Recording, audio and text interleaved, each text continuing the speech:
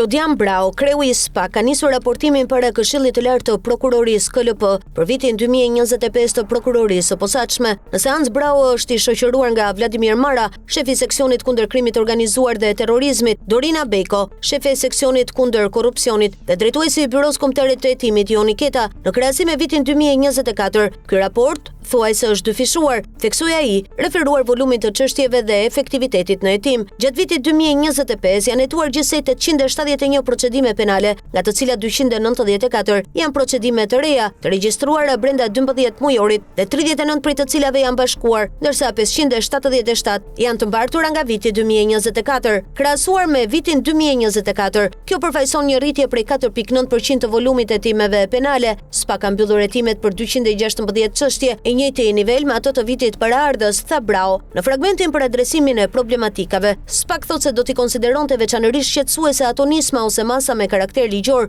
dhe institucional që do të synonin kufizimin e mjeteve procedurale dhe pavarësinë e saj. Sa i përket luftës kundër krimit organizuar, SPAK thotë se në vitin 2025 ka patur ulje të çështjeve të regjistruara për këtë vepër penale. Në vitin 2024 u regjistruan 101 çështje kundrejt 74 çështjeve të regjistruara vitin e kaluar. Në luftën kundër krimit organizuar, edhe pse numri i çështjeve dhe hetimeve të regjistruara është më i ulët krahasuar me vitin 2024, çështjet dhe hetimet e përfunduara kanë shënuar një rritje me rreth 3.4%. Krimet në kuadër të grupit të strukturuar kriminal ka riskun më të lartë për të kryer me 54%. Me risk më të ulët janë krimet për trafikun e qenieve njerëzore, mashtrimi kompjuterik dhe terrorizmi. Struktura e posaçme antikorrupsion thekson se në vitin 2025 ka patur rritje me 70% të çështjeve të regjistruara që janë referuar nga policia e shtetit, nga 30% krahasuar me vitin paraardhës. Brau zgjodh në krye të SPAK 11 dhjetor të vitit që lan pas, duke zëvendësuar në këtë detyrë Altin Dumanin.